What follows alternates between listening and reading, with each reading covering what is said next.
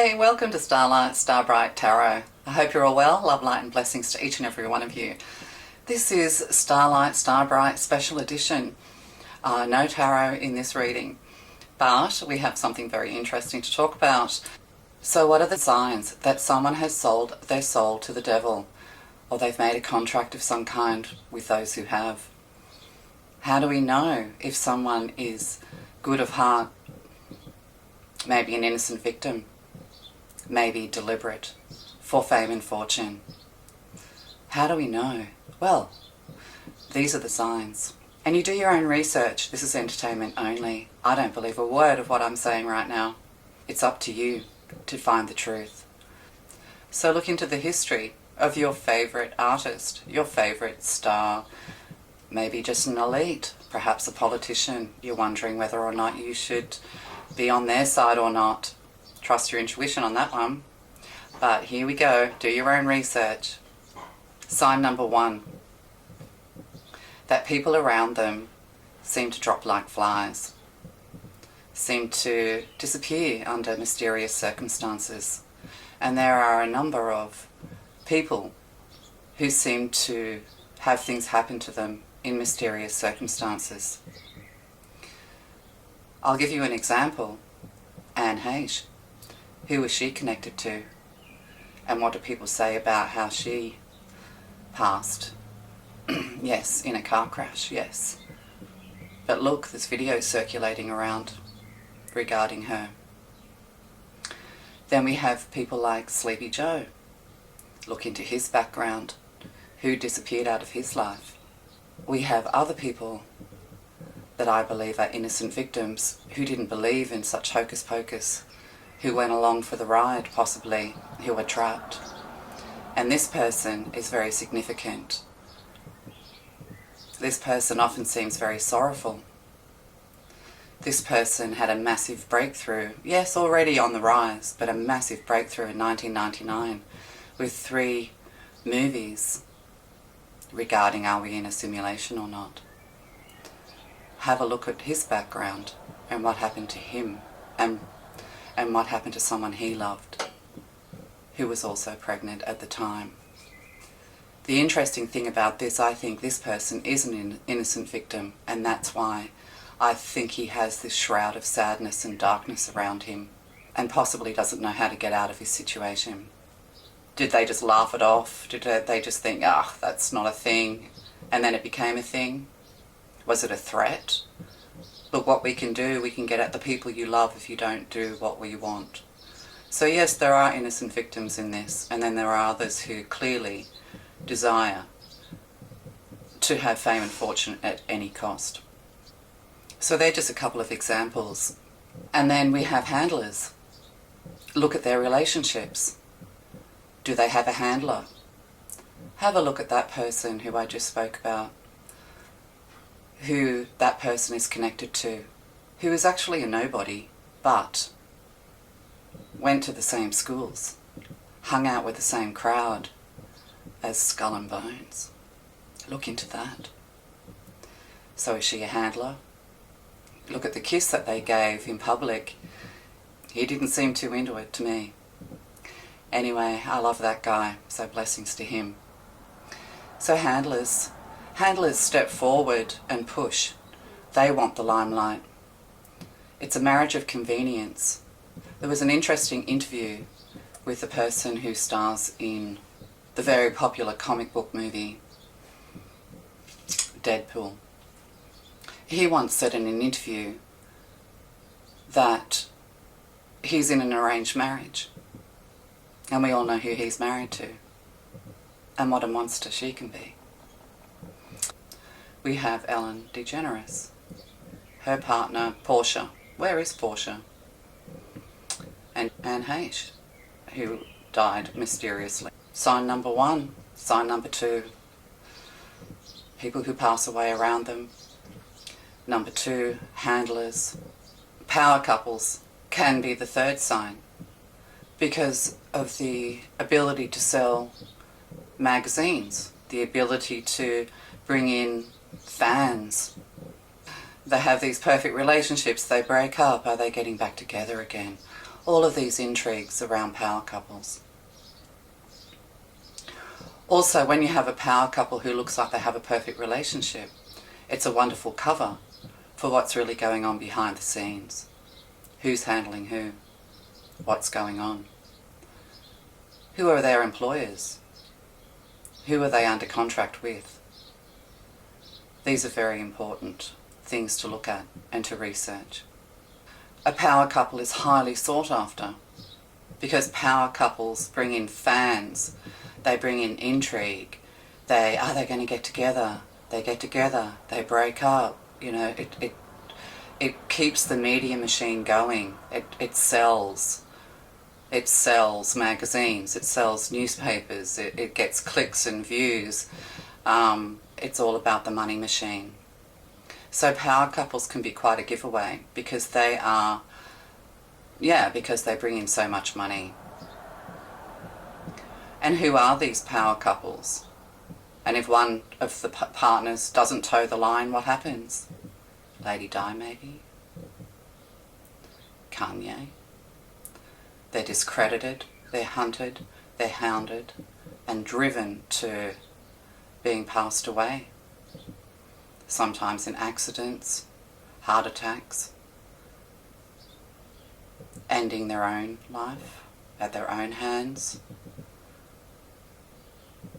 These crazy people who speak out about this, who are sent off to mental asylums and then come back changed in some way.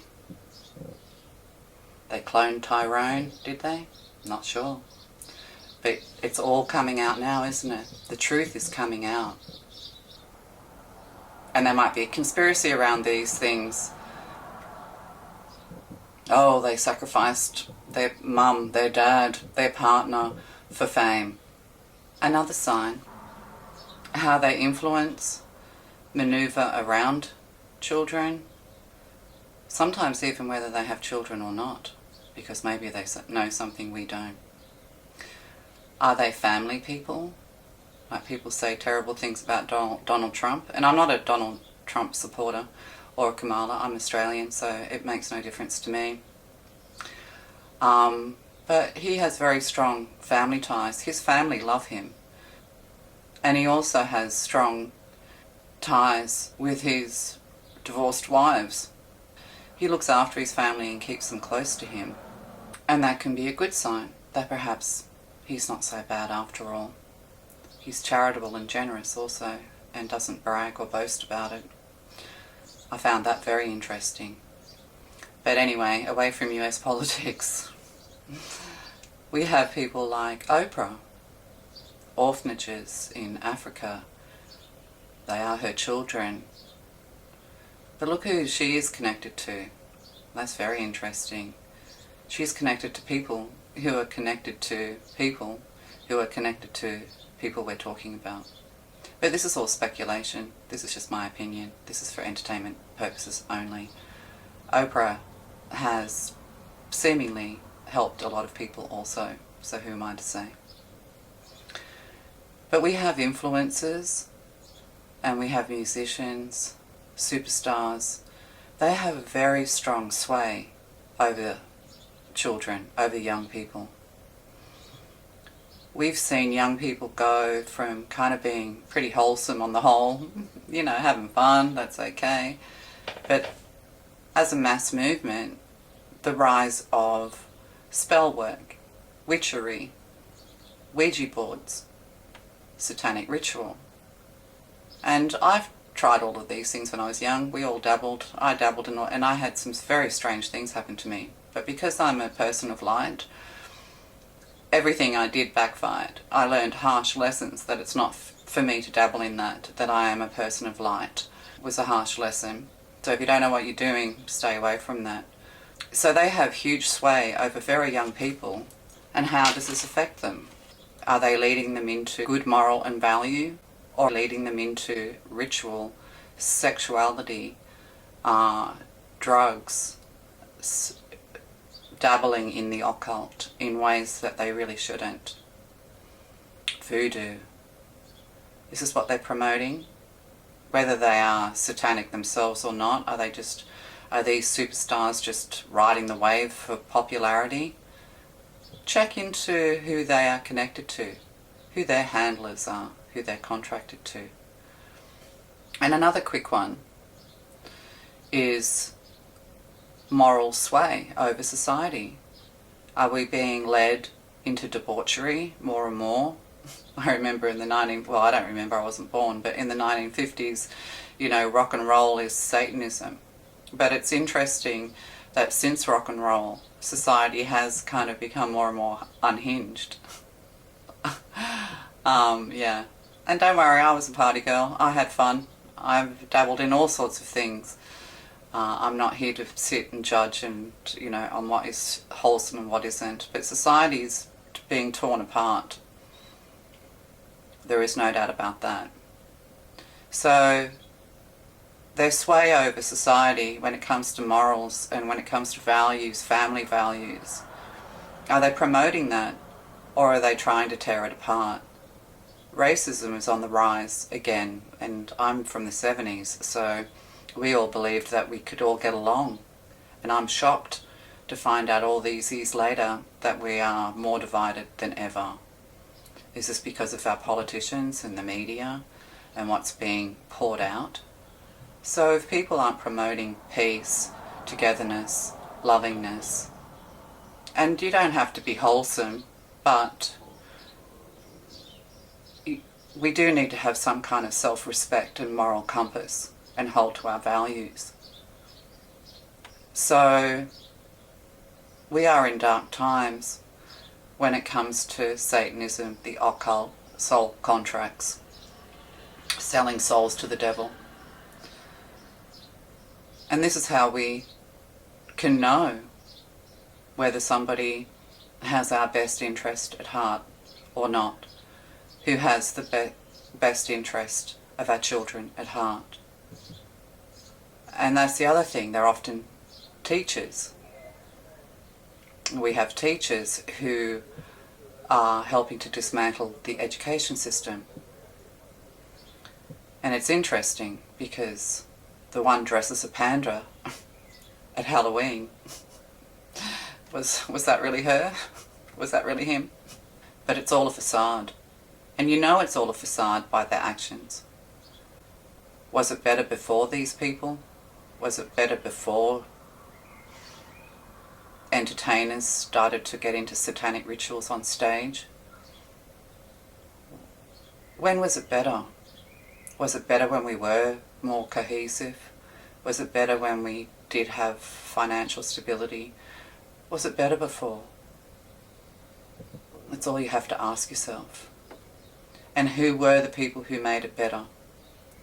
And who are the people who are making it worse?